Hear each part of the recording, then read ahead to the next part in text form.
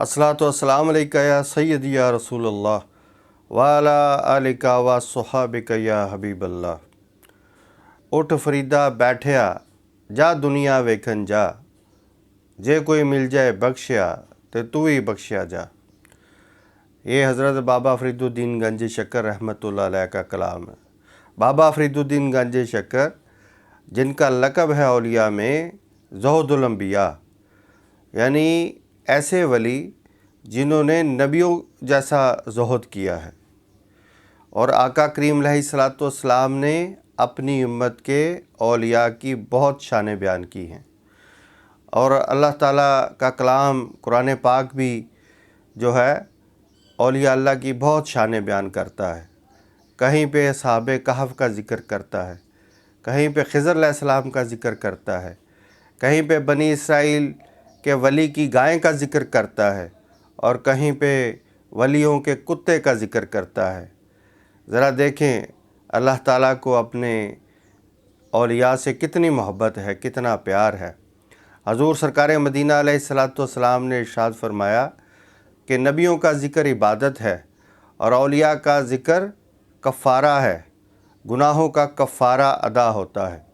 अगर इंसान दाता साहब का ज़िक्र करे, गौस पाक का ज़िक्र करे, ख्वाजा गरीब नवाज़ का ज़िक्र करे, बाबा फ़रीद साहब का ज़िक्र करे, किसी भी वली का ज़िक्र करे, मुजद्दद अल-फ़सानी का करे और निज़ामुद्दीन औलिया का करे, तो ये ज़िक्र घर बैठे, मस्जिद में बैठे, जहाँ भी होगा, बंदा मोमन की रूह जो है वो धुलती जाएगी, गुनाहों से पाक हो जाएगी, उजली हो जाएगी, और नबियों और वलियों का ज़िक्र करने वाला खुदा के करीब हो जाता है। बाबा फरीदुद्दीन गंज शक्कर रहमतुल्लाह ताला अलैह बड़ी बुलंद हस्ती हैं, बहुत बुलंद मुकाम है आपका, इल्मी मैदान में भी, अमली मैदान में भी, ज़ुहद और रियाज़त में भी बहुत बुलंद मुकाम है आपका, और हुस्न व जमाल में भी आप बहुत हसीन थे। औलिया अल्लाह में बहुत आपका जो है हुस्न व जमाल चमकता था। आप एक दफ़ा किसी मंज़िल में थे, बड़ी बड़ी मंज़िलों से आप गुज़रे हैं। अल्लाह के दोस्त बड़ी बड़ी मंज़िलों से गुज़रते हैं। ये जो अल्लाह की दोस्ती का प्रोसेस है, रास्ता है, इसमें औलिया अल्लाह बड़ी बड़ी मंज़िलों से, बड़ी बड़ी मशक्क़तों से गुज़रते हैं। तो इंशाअल्लाह ये बात होती रहेगी। तो बाबा फ़रीद साहब किसी मंज़िल में आप मसरूफ़ थे, जा रहे थे, रास्ते में एक गांव से गुज़र हुआ, वहाँ पे एक मस्जिद थी, मदरसा था, वहाँ पे आप ठहरे। जब आप वहाँ पे ठहरे तो उन लोगों को पता चल गया, जो वहाँ पे तालिब इल्म थे, जो पढ़ते थे उस मदरसे में, वो जमा हो गए कि शेखुल इस्लाम बाबा फरीदुद्दीन गंज शक्कर तशरीफ़ लाए हैं। तो उन्होंने आपसे अर्ज़ किया कि हुज़ूर, काफ़ी दिनों से हम भूखे हैं, खुराक की कमी का शिकार हैं। हमारे जो उस्ताद थे वो कहीं दूसरे गांव गए हैं, शहर गए हैं, किसी दूसरे शहर गए हैं, तो अभी तक वापस नहीं लौटे। तो हमारे पास जो भी खाने का सामान था वो ख़त्म हो चुका है, और कुछ दिनों से हम बड़ी भूख में और तंगी में मुब्तला हैं। तो आप अल्लाह के वली हैं, आप निगाह करम फरमाएं और हमारी खुराक का कोई सिलसिला बन जाए। आप अल्लाह रब्बुल इज़्ज़त की बारगाह में दुआ फरमाएं और निगाह करम फरमाएं। तो बाबा फ़रीद साहब ने जब उनकी वो कैफियत देखी, तंगी वाली, परेशानी वाली, तो आपने फरमाया, अच्छा भी तुम इस तरह करो, जाओ बाहर से मट्टी इकट्ठी करके लाओ और अपनी हस्बे मिक़दार लाना, ज़रूरत से ज़्यादा ना ले आना।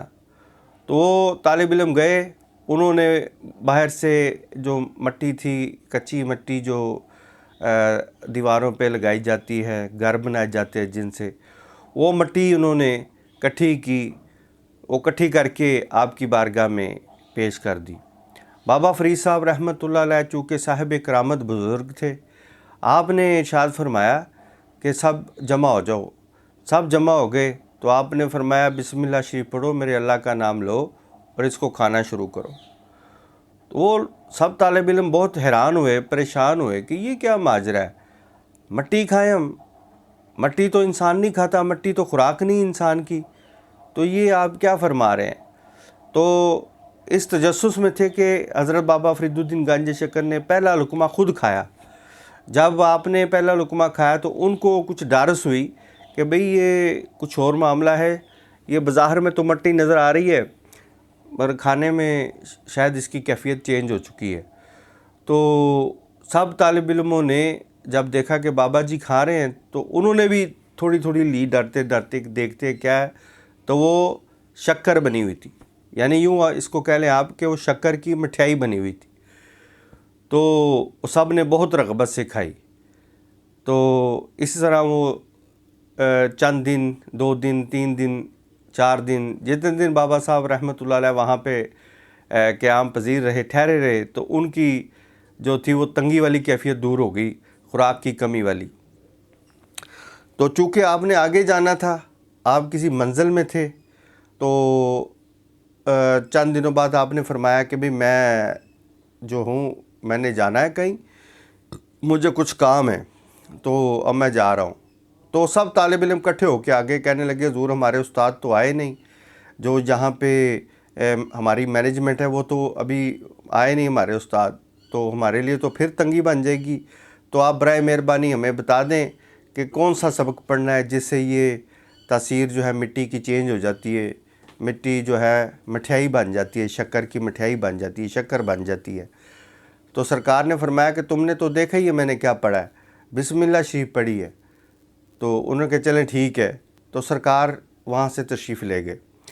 چند روز بعد پھر آپ کا واپسی پہ ادھر سے گزر ہوا تو آپ نے وہاں پہ قیام فرمایا تو سب طالب علم اکٹھے ہو گئے. تو انہوں نے کہا کہ حضور آپ ہمیں بتا کر گئے تھے کہ میں نے بسم اللہ شریف پڑھی ہے، مگر حضور آپ کے جانے کے بعد ہم نے اتنی ساری مٹی کی، پہلے سے زیادہ مٹی کو اکٹھا کیا، اور اکٹھا کر کے ہم سب جمع ہو گئے. ہم نے تو ہزاروں مرتبہ بسم اللہ شریف پڑھی ہے مگر مٹی کی کیفیت نہیں چینج ہوئی. سرکار یہ کیا ماجرا ہے؟ آپ نے بسم اللہ پڑھی تو مٹی شکر کی مٹھائی بن گئی، شکر بن گئی. ہم نے ہزاروں مرتبہ بسم اللہ شریف پڑھی مگر مٹی کا ایک ذرہ بھی جو ہے وہ میٹھا نہیں ہوا، شکر نہیں بن سکا. تو حضور بابا فرید الدین گنج شکر مسکرائے، فرمایا او میرے بیٹو بسم اللہ میں تو کوئی شک نہیں ہے، اور پترو بسم اللہ دے وچ تے شک کوئی نہیں مگر زبان تے فرید دی نہیں نا. تو آپ نے فرمایا کہ بسم اللہ میں شک نہیں ہے مگر زبان بھی فرید کی چاہیے. تو جب زبان انسان کی پاک ہو جاتی ہے تو پھر ہر شے میں اس کا حکم چلتا ہے، اس کی تاثیر آ جاتی ہے. حضور سرکار مدینہ علیہ الصلوۃ والسلام نے فرمایا لسان الفقراء سیف الرحمن، جو اللہ تعالیٰ کے پاک بندوں کی، اللہ کے دوستوں کی زبان ہوتی ہے، یہ اللہ کی تلوار ہوتی ہے.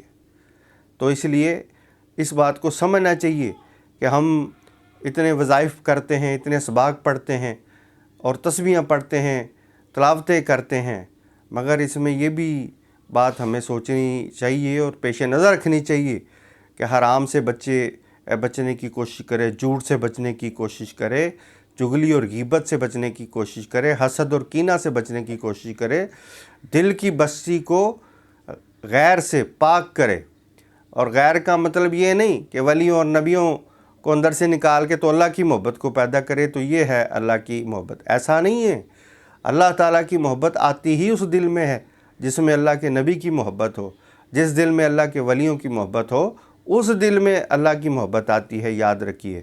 اور جو اللہ اور اس کے رسول کے سوا ہیں، جو اللہ اور اس کے رسول اور اللہ کے دوستوں کے سوا ہیں، جو دنیا ہے، اس کی محبت کو دل سے نکالنا، یہ غیر کو دل سے نکالنا ہے.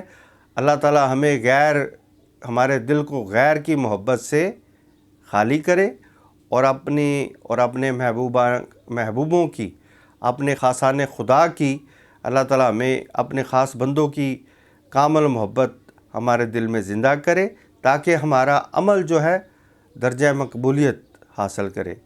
تو حضور سرکار مدینہ علیہ الصلوۃ والسلام کی تمام امت کو اللہ تعالیٰ ہر قسم کے فتنے سے، بد عقیدگی کے جراثیم سے اللہ تعالیٰ حضور آقا دو عالم صلی اللہ علیہ وسلم کی تمام امت کو محفوظ فرمائے. وما علینا الا البلاغ المبین.